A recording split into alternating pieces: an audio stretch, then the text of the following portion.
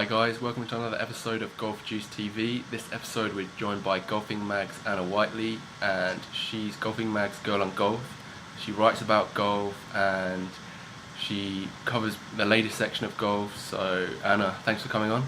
No, it's a pleasure. Thanks for having me on. So tell us about yourself first of all, and how you tell us about your TV presenting and how you decided to move your career into golf as well. So I'm a TV presenter and I've done lots of different stuff over the last couple of years, but how I got involved with Golfin Mag was I was presenting at the launch of the Lynx Golf new driver called the Boom Boom 2, and the guys at Golfin Mag, Steve, who is one of the two guys who launched Golfin Mag, was down there, saw what I was doing, and I think he saw the way that I approached golf in a kind of creative, fun, not too serious, traditional fashion at all. And I think he kind of connected with that because that's exactly what Golfin Mag is. So I was originally just kind of going to do the PR for the mag, kind of be the face of the magazine. But then I told him that I actually played the sport, and he said, "Really?" He was like, "You don't look like the kind of girl who would play golf, so I wasn't even going to ask you." And I was like, "Steve, you have just directly stereotyped me how most people do stereotype a lot of women in golf." So then we kind of realised that I'm talking from first-hand experience of the problems that a lot of women do have in golf, so which is how I became their official girl on golf. So now I write for the ladies section. And that's kind of how, now I'm in control of the ladies bit, so that's kind of how that came about. That's great. From your experience, what kind of problems do you feel like that ladies kind of have at the moment in golf, and what are kind of some solutions to them?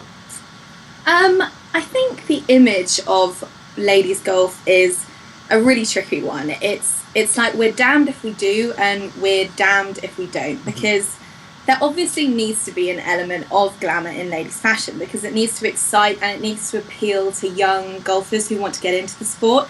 And if we're all dressed in beige trousers and a black collar top, it's not going to do that. And at the Solheim Cup, for example, that was the pinnacle of ladies golf, and the standard was incredible. It was excellent, but a lot of the attention was dragged away from the face paint that some of the ladies were wearing and the bright fingernails, and some people were saying that the skirts were too short. Some of the Americans were wearing too short of shorts, so that kind of dragged away from it. So it's finding that balance between those two extremes, keeping the professionalism, but at the same time there's absolutely no reason why glamour shouldn't be a part of golf. Like, it's a hugely monetized sport.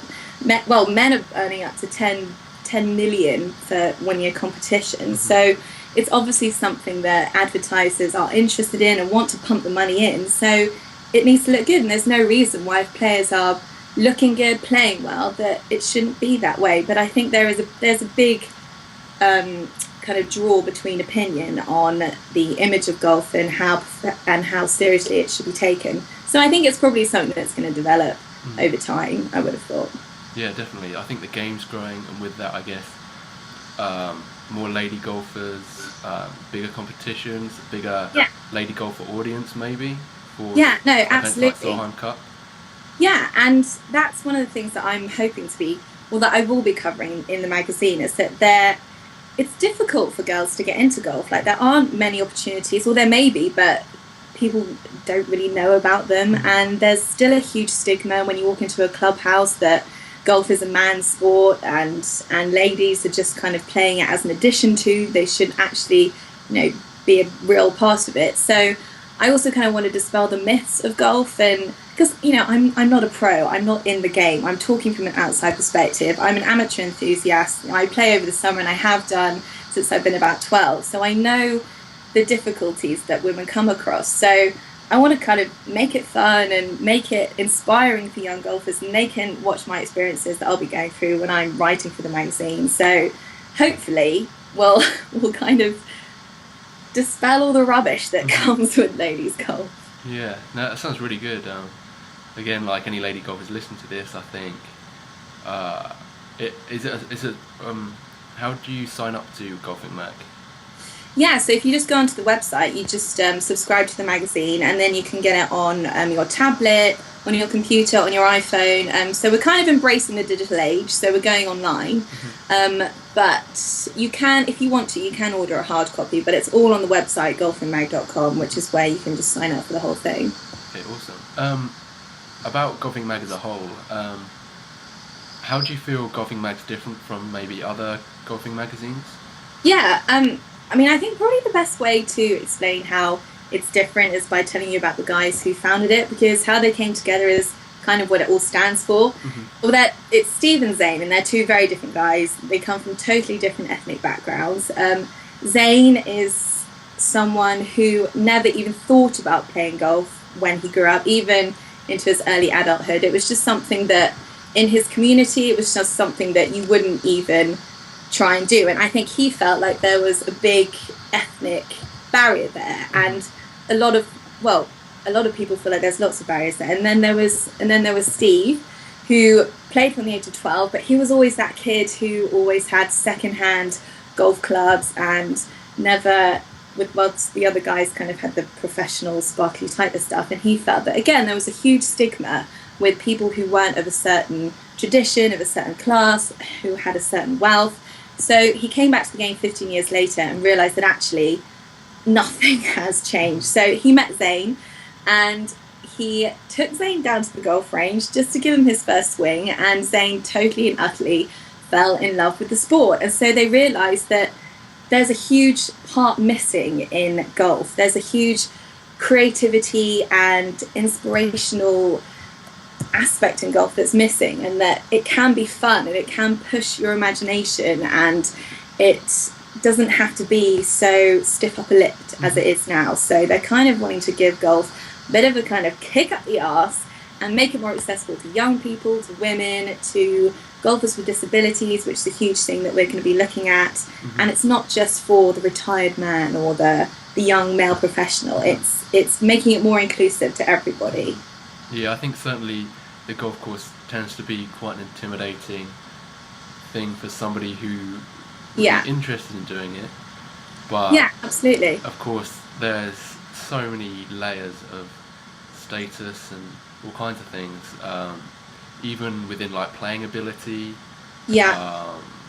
income, all that kind of stuff. Yeah, and that still hasn't changed, and that's something that has been ingrained into golf since it started in the 1700s. And I think Steve and Zane are just adamant that no one is embracing the 21st century modern world of golf, which is what our articles and our videos and all the kind of fresh urban side of it that we're going to be doing. Sounds really good.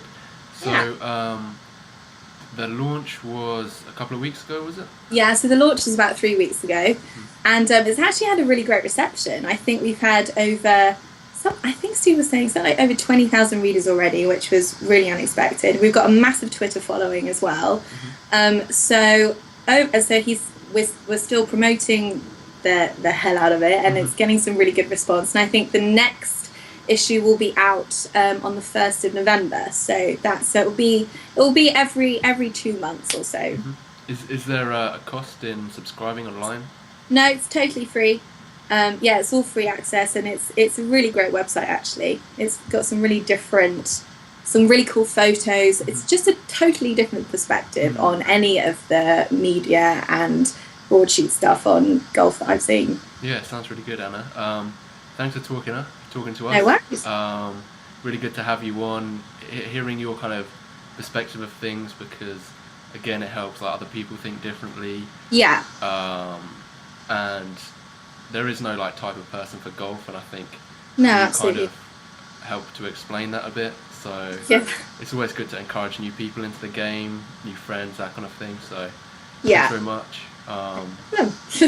If you're watching this on YouTube, please subscribe and press like and leave a comment and let us know what you think and your opinions on golf, all that kind of stuff. If you're watching this on our website, please sign up to our mailing list, and we can update you with interviews that come out when they come out straight away, and hopefully you'll like them. Also, there's an Ian Poulter golf clinic that we recently filmed which is gradually going viral. So please take a look at that and share it with your friends as well. That'll help that get out there. So thanks very much. Anna, thanks again. See you. Bye. Bye.